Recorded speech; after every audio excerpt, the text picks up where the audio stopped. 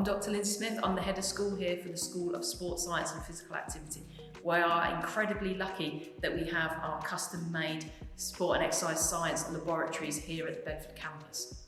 We have 2 environmental chambers, 2 molecular and cellular physiology labs, and a nutritional research kitchen. So this is one of our environmental chambers where we can simulate hot, cold and also altitude environments. We can heat the room up to around 50 degrees centigrade or cool it down to around -5, and we can simulate an altitude as high as Mount Everest. Within this particular chamber, we can put lots of different exercise equipment such as bikes and treadmills. We can look at the effect of exercise performance in these extreme environments. Students will utilise this piece of equipment within lots of our teaching in the units that they're in, but we also use it for part of our research and also the Human Performance Centre too.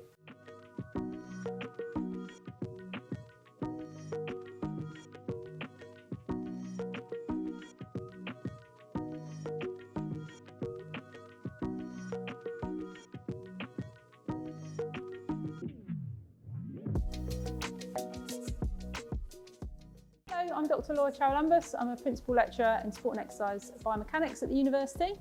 And here we have our isokinetic dynamometer. So it's a Biodex isokinetic dynamometer. And what it's doing is assessing the force production. And we set it up with various different attachments so that we can isolate particular joint actions. At the moment, it's the right leg, knee extension and flexion, so quadricep and hamstring testing.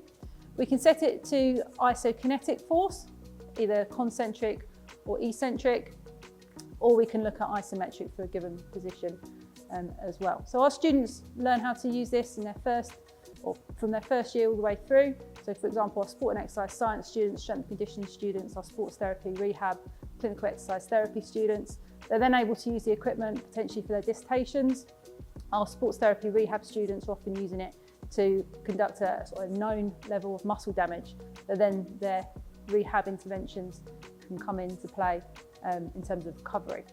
We also use it a lot with our external clients, for example, our Luton Town players and Bedford Blues that we've had in here, where they're recovering potentially from a hamstring injury and then looking at getting back to that baseline where they know if they can produce that amount of force with the test, they're then able to return to training. So just to run through an example test, we've got 5 concentric extension flexions here with the participant. So when you're ready, you hold the limbs still and go. So maximal force in that extension and flexion. We then might look at a peak value for the 5 trials for each muscle group, or we may be interested in the average over the time. Okay, and relax. That's the isokinetic dynamometer.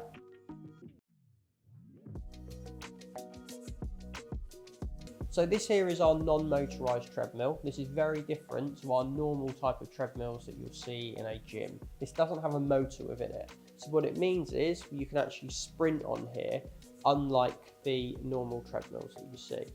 Now, whilst they're running on here, they'll be interacting with this screen up here. So there'll be some red lines that will appear and they need to match those red lines with their movement patterns. So we can look at changes in performance during intermittent exercise.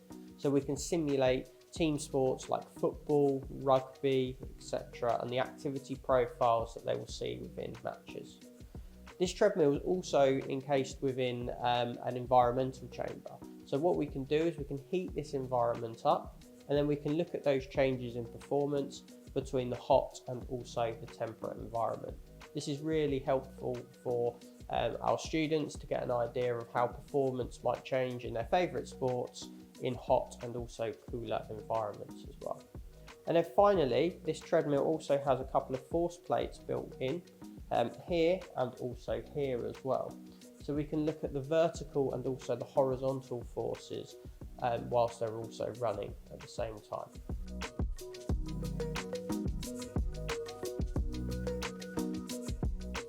This piece of equipment is called an ultrasound machine. So this is used to scan your hearts How this is relevant to sports and exercise science is for athletes with training, they have some structural changes happening in their heart, which kind of mimics with also the clinical population. So by using this equipment, we will be able to analyze the heart internally in a 2D screen, and then we can just see how the different walls of the heart are, the wall thickness, what is the left ventricular mass, which is very much necessary even for an athlete. So the position for this is the person has to be in a spine line, that is lying on the back, and then I'm gonna just prop them on their left hand side so that your heart is in a better angle for the machine to pick up the scan. Okay, so as you can see here, we also have the ECG electrode attached to the body. We're gonna start the exam. This is ultrasound probe, very specific to cardiac, and this is the gel. So it is very necessary that you put the gel on it and then scan the heart, because then it will reduce any kind of resonance happening. Okay, so as you can see down here, once you put the gel on it, there's like a blur picture coming out.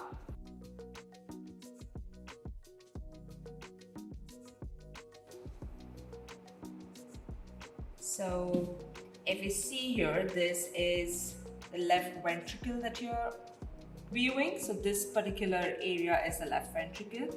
You see these two flaps just winging around, that is your, there you go, that is a much better picture. That's your mitral valve, and that is the aortic root with the aortic valves.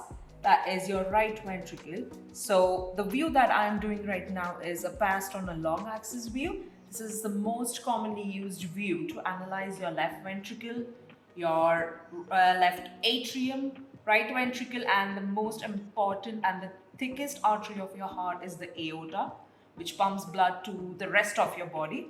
So it is very necessary that you analyze your left ventricle and aorta for athlete and clinical population, because that is the most commonly affected areas. If there is any kind of underlying condition, or if you're training for a very longer period, be for a sprinter, a footballer, or any kind of a sports athlete.